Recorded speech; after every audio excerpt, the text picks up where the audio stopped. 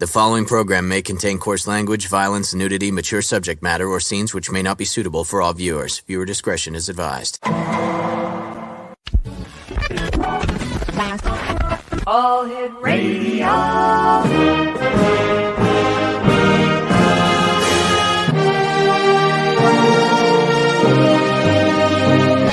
Welcome to the X Zone, a place where fact is fiction and fiction is reality.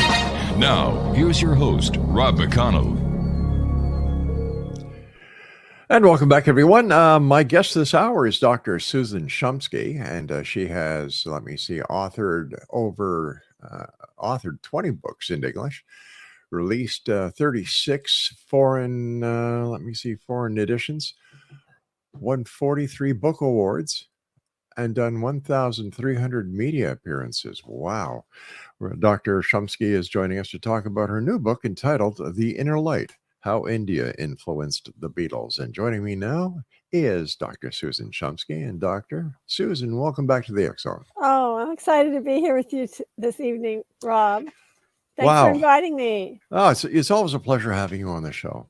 It's always a great pleasure. And talking about the Beatles, one of my favorite topics. Oh, good. Tell us about your book, The Inner Light. Yeah, The Inner Light is a book about how India influenced the Beatles' lyrics, the Beatles' music, the Indian instruments, the Indian musicians. And it's a story, but it's told through the songs. So each chapter or section is a song. And I explain how India influenced that song. I mean, obviously, it's only some of the Beatles songs, Sure. It's not all of their songs, but the ones that are most influenced by India. Not only the Beatles, but also in their solo careers afterwards. Really? Yeah. Solo careers as well. Yeah. What inspired you to write The Inner Light? Well, as you know, I wrote a memoir, Maharishi and Me Seeking Enlightenment with the Beatles Guru. I'm pointing to it right now. And that particular was about my journey with Maharishi, who was the Beatles guru. And it was about what it was like to live with a spiritual master from India and what happened when I was there with him, and also what happened with various celebrities who were with him. And it was a really wonderful book. That book itself has won 13 book awards. It's a fantastic book, and it took me a really long time to write. I started writing it in 1998, and it got published in 2018, 20 years later. So it took a very long time. I had to learn a whole different method of writing and all of that. But the book covered some of what happened to the Beatles in India. It covered part of the story, but I wanted to tell the whole story I was really, really yearning to tell the whole story about the Beatles and their relationship with India and what really happened when they were at the ashram and all of these things that have not been reported on. And so I took on this huge task of writing this book, which ended up being 512 pages. Oh my goodness. Which ended up having 950 endnotes, which has 130 QR codes, 170 photos. It's like an encyclopedia of how India influenced the Beatles. When you started the project, did you think it was going to be this big, this intensive? Not at all. I figured it was like my other books, maybe a couple hundred pages, at most 300, would be like max. Now, you yourself lived in an ashram, am I correct?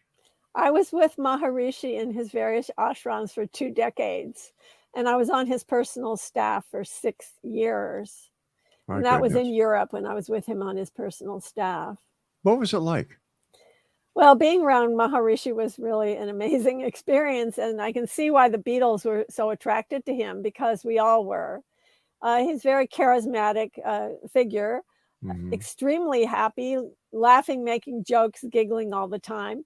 The press called him the giggling guru, and he he was always making cracking jokes, but mainly he just exuded this love vibration. You felt when you were near him as if you were just feeling this love pouring over you, and the spiritual kind of waves of spiritual lifting and inspiration that you would experience when you were with him. So those of us who are on staff are always competing to try to get close to him. Unbelievable. How did the Beatles turn Western culture upside down and bring Indian philosophy to the West? Well, yeah, it's interesting. When Maharishi first came to the West, it was like around 1963 or so. Mm-hmm. There was in the dictionary, in the English dictionary, there was no mantra, there was no yoga, there was no karma, there was there was none of these terms that are so common now. They just didn't exist. And Maharishi, with a little help from his friends, the Beatles, made these into household words. So it actually changed the entire culture. Now we have yoga studios on every corner. We have martial arts studios. We have organic foods everywhere. Proliferation of Indian philosophy and culture has pervaded the West to such a huge degree. And it all started with, I mean, I can't say it started with Maharishi, because Yogananda had come to the West, Vivekananda had come to the West in the early 20th century, but they didn't have the kind of impact that Maharishi had.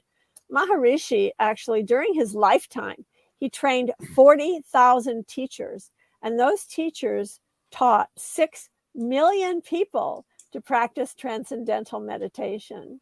And there's still people are still teaching transcendental meditation to this day. I have a bit of a problem, understanding the great influence that India has had on the Western culture, because when you look at Indian civilization and how they live, it's totally different from how we live over here in the West. Well, yes, that's true to some degree. Actually, Western culture has incredibly influenced India, because India didn't used to be like the Silicon Valley of Asia. It didn't used to be what it is now. India, when I was there first in 1970, it was a very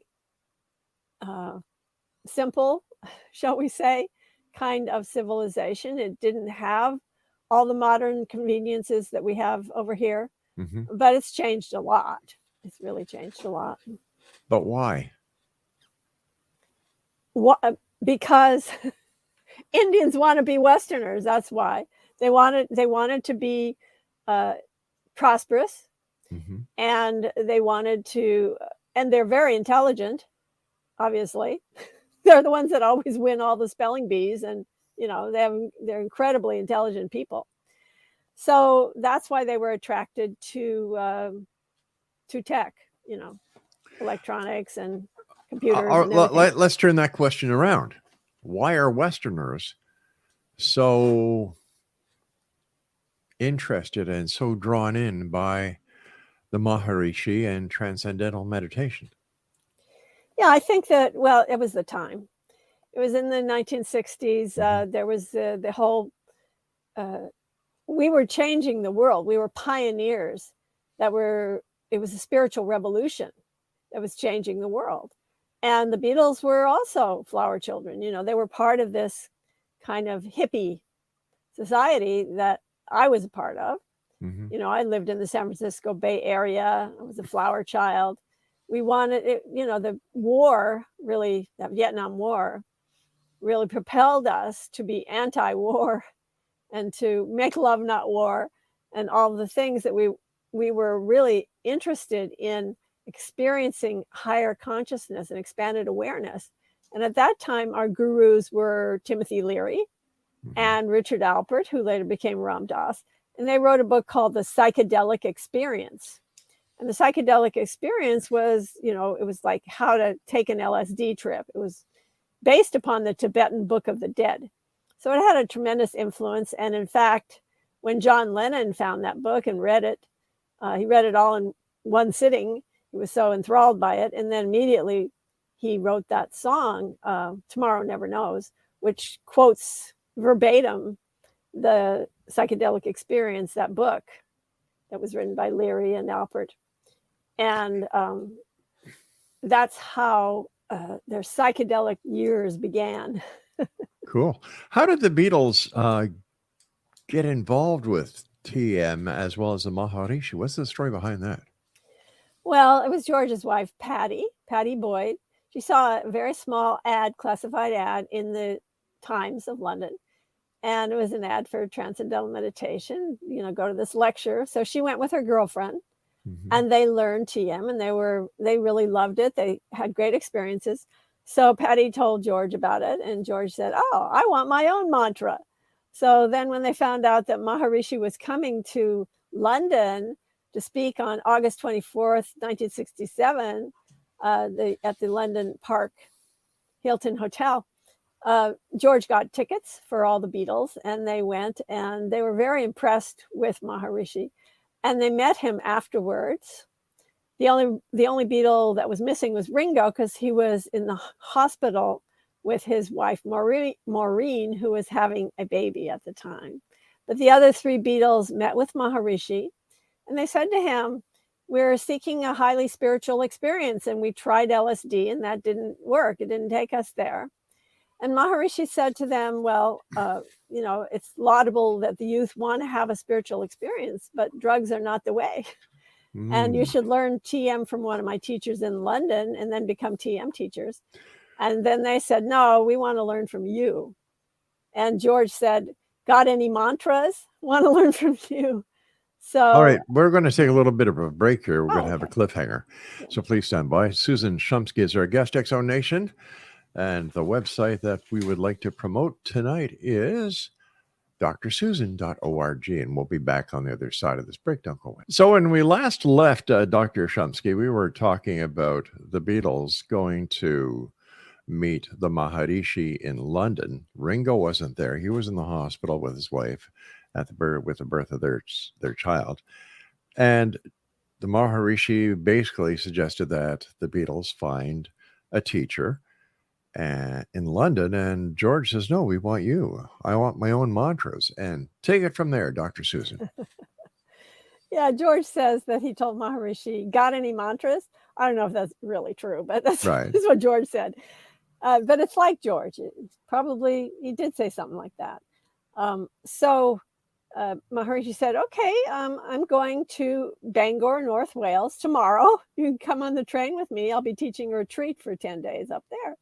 So the Beatles actually went on the train with Maharishi and took public transportation and went up to North Wales, and they learned TM from Maharishi the next day. And then the day after that, unfortunately, Brian Epstein died. So the Beatles had to, was their manager. Yeah. And they had to return to London that day. So they returned. So what do you learn in transcendental meditation? Well, it involves using a mantra.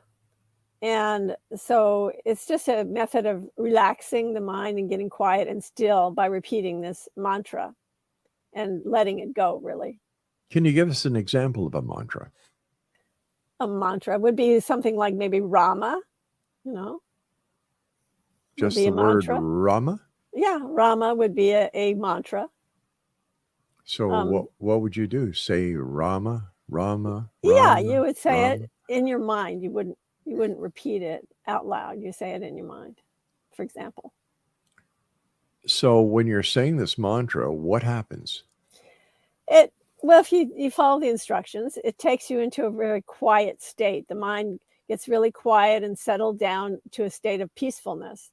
And you feel expanded awareness. You feel like you are one with the universe. You feel bliss consciousness, unbounded awareness, expansion. And you feel very, very settled, very, very peaceful and content. It's perfect contentment and peacefulness. What are the mechanics behind it? How does it work? if we're just thinking about a word like Rama, Yeah. how does this trigger all these psychological events that take place? I don't know how it does that.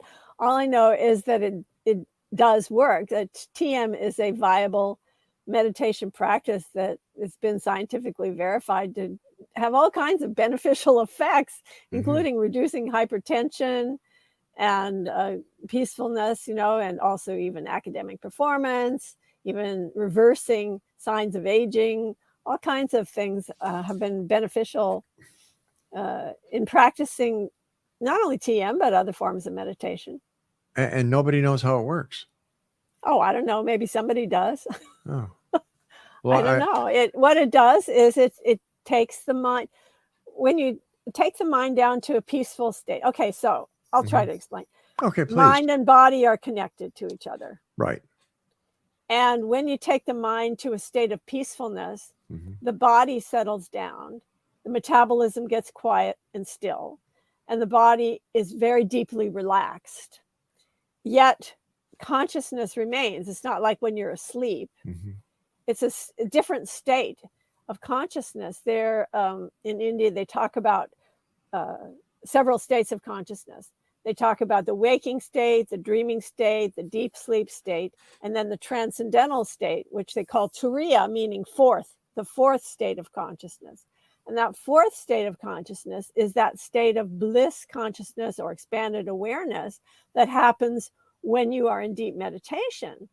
And so when the mind settles down, the body settles down, and the body gets into this state of wellness, of health and wellness and well-being.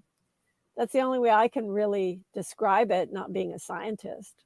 But you do practice TM. So no, I don't practice TM. I did practice TM from 1967 to 1989. And then I found another meditation technique that I teach that I like better. And it's called Divine Revelation. And my first book was called Divine Revelation. That's why I asked you, because you must, I remember you talking about you using TM in the past. I did. And I love TM. It's a great meditation technique. In fact, I even recommend people to do it. Isn't meditation no matter what kind of technique it is? No, it's different. I mean, different techniques are different. All right. What is different between your technique that you're using now and that you teach compared to the TM? Right. Okay. So the TM is a use of mantra. You use a mantra. Right. And we use the word Rama in our example. Yeah, in our example, that's not one of the TM mantras, but it is a mantra from India. Rama is a mantra. And in my technique, Divine Revelation, there's no mantra involved.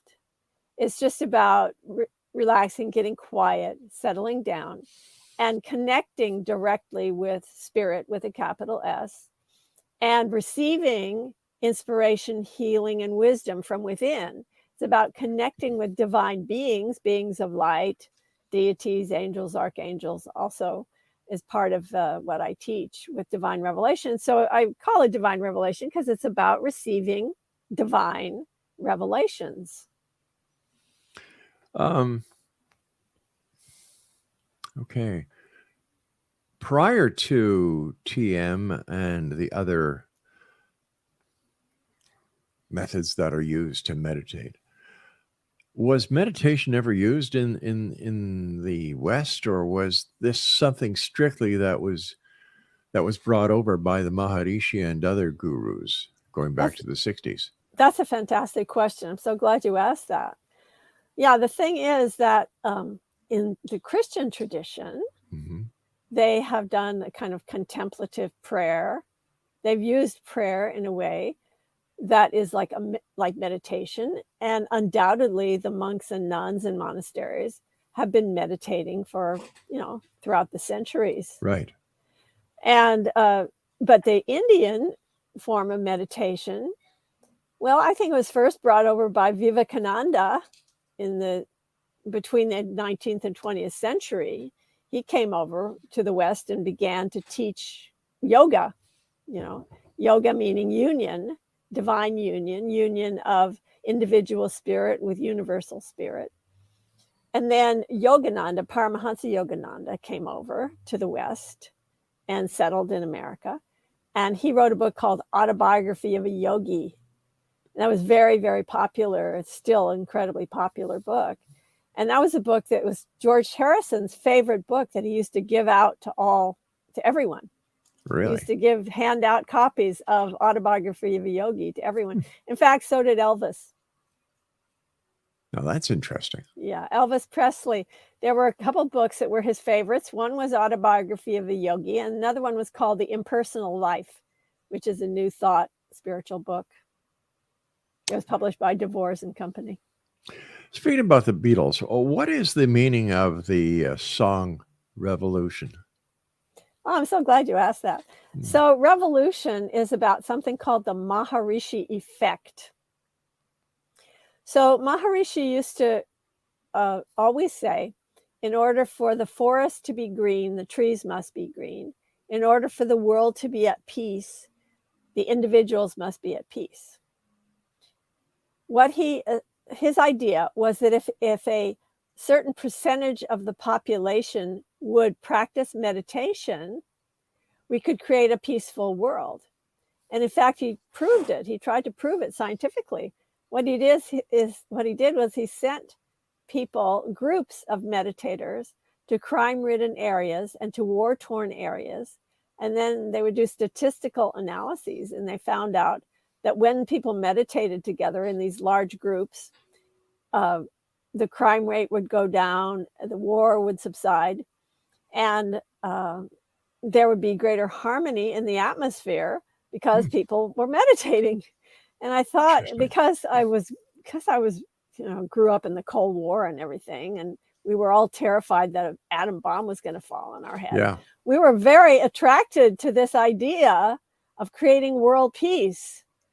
I was so attracted to it because when I was a child, every birthday, every wishing star, every candle, anything that I would wish on, I always wished for world peace. So when there was this monk who come over to the West telling us that we can have peace and harmony and create world peace through meditation, that was right up my alley. So same with the Beatles. And this idea of you're going to change the institution, you better change your mind instead. I'll just read some of the lyrics from Revolution. You say you'll change the Constitution. We all want to change your head. You tell me it's the institution. You better free your mind instead. That was exactly what Maharishi was telling them and telling all of us, that the only way we could have world peace was not through treaties, not through changing institutions, but by teaching as many people as possible to meditate and have them practice it. What was it like the first time you met the Maharishi? It was weird. Really? Okay, so the first time I met him was September 1967 when he came to Los Angeles to give a lecture. So I was standing online with all these other people who had expensive flowers that they'd gotten from flower shops that they were going to hand to him and offer to him. And I had my wilting flowers that I had picked on the way there, and I was clutching onto them, and I was dressed completely ridiculous. I had my granny glasses and my wild feral hair and my hairy underarms and hairy legs and my sandals and my crappy dress that I got at the junk store that was hanging off of me. And I'm standing there clutching my flowers, and he's going down the line of people and booing and cooing and billing to everyone, and Jai Gurudev, Jai Gurudev, Jai Gurudev to everyone. And he's walking and not stopping to talk to anyone, just walking, Jai Gurudev. And everyone's handing him flowers, and I'm getting more and more nervous and tense, and I'm sweating. And then he comes to me and he stops. First time he stops, looks me up, looks me down, looks me up, looks me down, sneers at me, gives me a surly look. Yeah. And then he grabs the wildflowers and walks on. And he says Jai Gurudev. And I was like, oh, Jai Gurudev. It was a mess. But I have to say that Yogananda, when he first met his guru, it was pretty bad for him too. That was sort of another awful experience. So if this was your first impression with the Maharishi, how did you end up working for him? Oh, I don't know. I guess I'm glutton for punishment. It must be. I don't know. How did you get the job? No, the reason why I went there is because I had such amazing experiences with meditation. It healed me. I had taken LSD and I was a hot mess after taking LSD a few times. And I was actually psychotic. I had a psychotic break from that. And meditation completely cured me of that. Really, eh? So quickly. It changed me so profoundly. And I immediately wanted to become a teacher. So that's why I kept applying again and again and again to become a TM teacher. And they kept rejecting me, say, oh, you're too young, you're too young, you're too young. Eventually, I went to India and became a teacher of TM and very devoted to it. And so not too long after that, I asked Maharishi if I could join his international staff. And he said, yes. Did he remember you by any chance? Oh, from that first time you saw me? Yeah. I doubt it. Hey, Susan, By then, I didn't look like a wild hippie, you know. I changed. You know, when you were describing yourself, I could just imagine it. You and I've got to take a break. Please stand by, my dear friend. Exonation and Dr. Susan Shumsky is our very special guest, drsusan.org. We'll be back after this break. Don't go away. And welcome back, everyone. Dr. Susan Shumsky is our guest. Dr. Susan, that's drsusan.org. I understand you can actually tell us who Dear Prudence and Bungalow Bill actually were.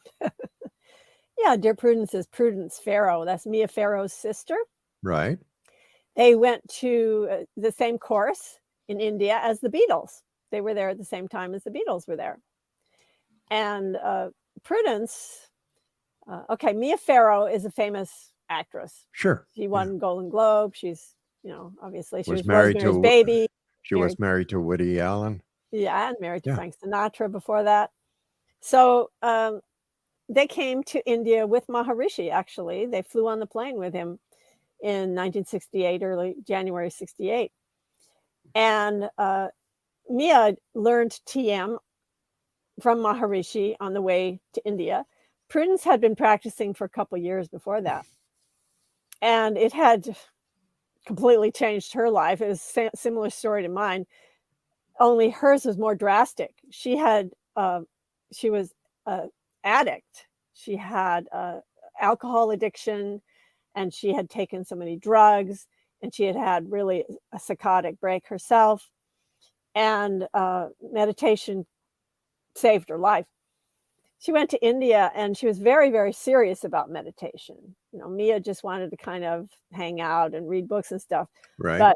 But Prudence wanted to stay in her room all the time, didn't want to come out, wanted to meditate day and night. And unfortunately, she kind of went over the cliff. She meditated a little too much, too extreme, and ended up having a psychotic break there in India, right there. And at the time, Maharishi was very concerned about her, and he asked that John and George, who were staying in the same complex, that they look after her and look in on her. So John wrote that song, Dear Prudence, won't you come out to play, see a brand new day? You know, the whole idea was he wanted to get her out of her room. So they were trying to do that, not very successfully. But eventually Maharishi took over, and she was taken to Maharishi's bungalow every day. And Maharishi had her do yoga exercises in the corner. And if her mind was wandering, he would tap, tap, tap, and just get her to continue. And eventually it really didn't take very long. She completely was cured, and very happy ending for her. She ended up having a wonderful family. She's a Sanskrit scholar. She teaches Sanskrit. She teaches yoga. And she's had a really wonderful life. All right. Now, who's Bungalow Bill? Well, you know, hey, Bungalow Bill, what did you kill? So that song is about a man named Rick Cook.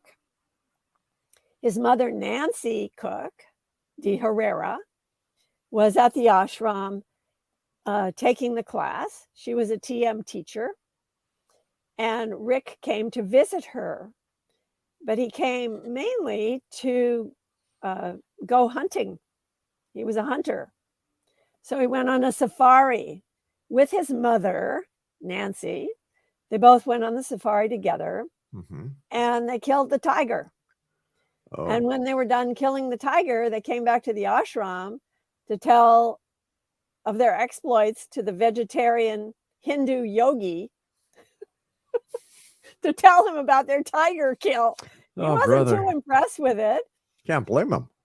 And John Lennon happened to be in the room when they came back to tell Maharishi about killing the tiger. And John Lennon said to Rick, well, isn't that a bit life-destructive? And the reason he said, isn't that a bit life-destructive, is because Maharishi used to always talk about life-destructive actions, life-damaging actions, life-supporting actions, life-promoting actions. He would talk about the laws of nature. He would talk about following natural law and being in touch with the laws of nature. So the song Bungalow Bill came out of that. Yeah. And also the songs that Paul and John wrote about nature, Mother Nature's son and child of nature. I understand that the Maharishi also made some accurate predictions about the Beatles. Well, yes. Here's some things that Maharishi said about the Beatles. He said that Ringo always goes by feeling and heart. And basically he's the best meditator, that he was always in meditation, going by feeling and heart. But as for the other Beatles, too much brain is in the way. He said George is the most advanced Beatle, and this is his last lifetime. And he said John has many more lifetimes to go, and he should not give in to his obsession with women, or it will ruin him. And he also told the Beatles that if they don't continue doing their meditation practice, their band will break up. But John's obsession with women, didn't John settle down, and wasn't he totally devoted to Yoko Ono? Yes. And became a heroin addict in the process. Yeah, all right. So I think that we can scratch that prediction from the yogi as being, the Maharishi as being not accurate, because he did stay with Yoko Ono. Yoko Ono changed his life, and he was very, very dedicated to her and the family that they were able to bring forth. Yeah, different people have different ideas about. I guess. So why did John and George leave India in a huff? Well, there were several reasons. One reason is because Maharishi promised John and George, who were the only Beatles left by then. Ringo had left after 9 days, and Paul had left after about a month, 5 weeks. But John and George stayed for a couple months, and Maharishi promised them that they could do this, that he would give them exclusive rights to film him and to do a documentary about transcendental meditation and about Maharishi's guru, Brahmananda Saraswati. And so they had these exclusive rights, supposedly, and Neil Aspinall came to India to make the contract on that.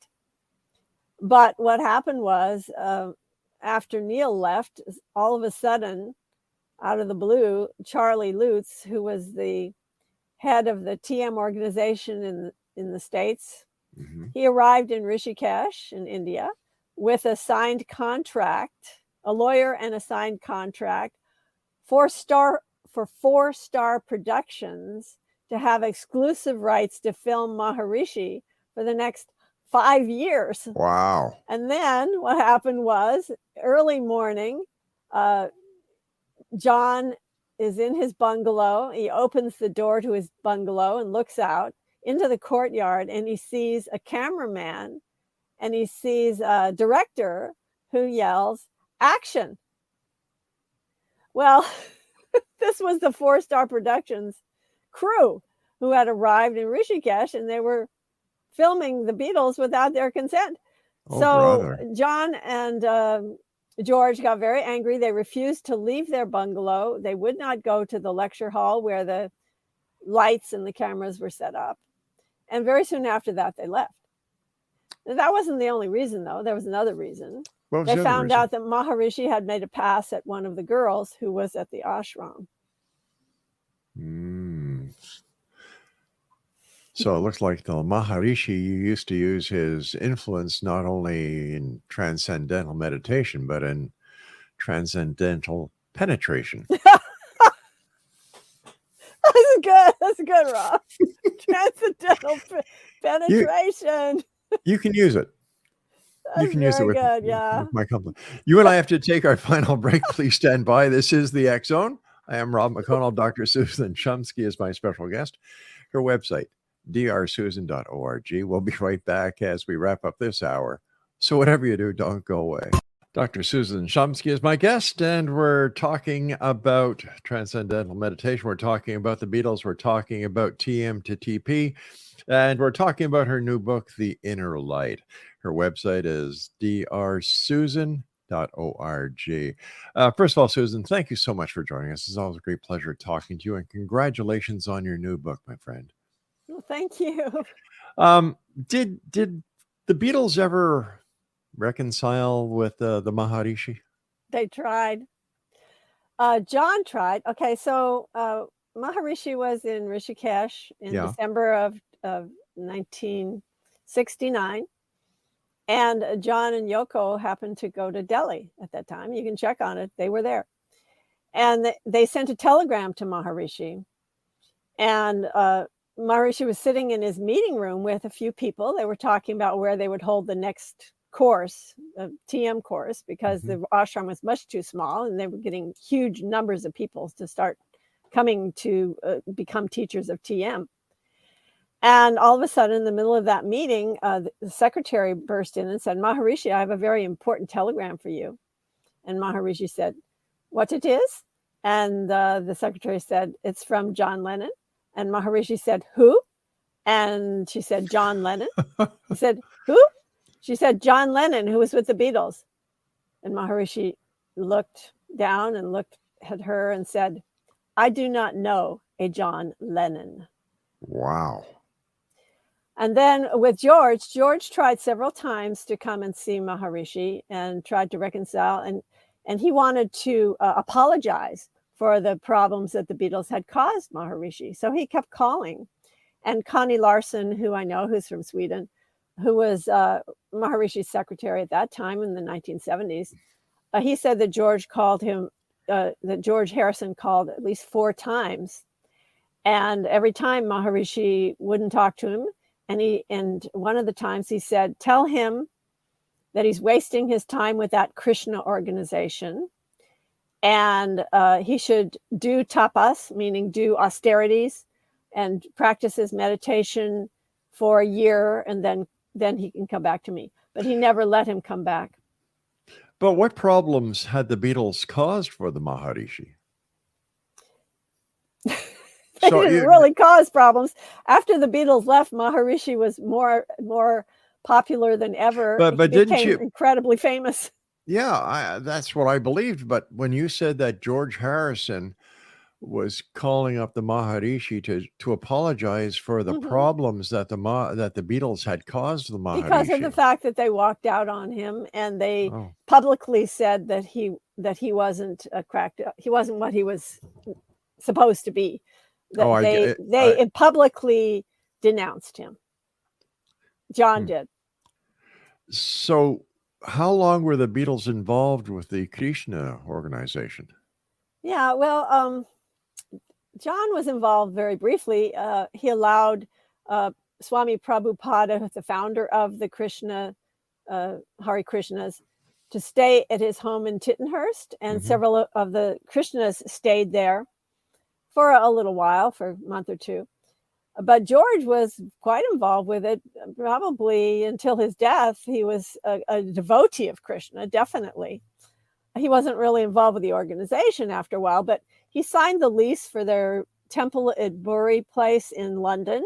And he also gave them the Bhaktivedanta huge manor house that was just outside London. And that was a gift from George. So, yeah, he supported them big time.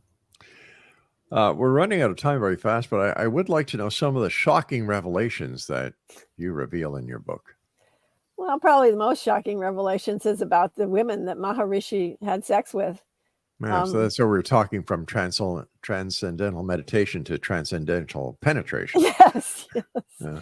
There's quite a bit of that. There's a lot of shocking revelations. Really, yeah. About what really happened. People don't know. They think, oh, well, what people think is that Mia Farrow, Maharishi maybe made a pass at her, but no, they later no, nothing like that ever happened. Well, it happened. It happened to Mia Farrow, and it happened to several women. I know 15 women personally who either Maharishi made a pass at or he had sex with. All that glitters is not gold, I guess. So what's up? What are you going to be doing next, Susan? Right now, I'm working on these wonderful holistic seminars at sea. Now that the pandemic is winding down, we're winding up on cruise ships again, where I'm producing these wonderful holistic conferences at sea. Right. At divinetravels.com. You can find out about them. And these seminars, we bring together a lot of wonderful authors and have a relaxing time on a cruise ship and have a seminar. And you have a blast at the same time. Absolutely. Susan, I want to thank you ever so much for joining us. Always a great pleasure talking to you. Continued success, my friend, and I look forward to the next time you and I meet back here in the X Zone. So until then, happy holidays, Susan. Happy holidays. The best to you. And thanks for inviting me. It's a great pleasure to speak with you. Take care of yourself, my dear friend. X Zone Nation, Dr. Susan Shumsky has been my guest this hour. www.drsusan.org. I think we coined a new phrase there. Transcendental penetration. I like that. I could go so many ways with that right now, but I think we won't, because we have to get ready for our next guest here in the X Zone from our broadcast center and studios in St. Catharines, Ontario, Canada. I'm Rob McConnell. Enjoy.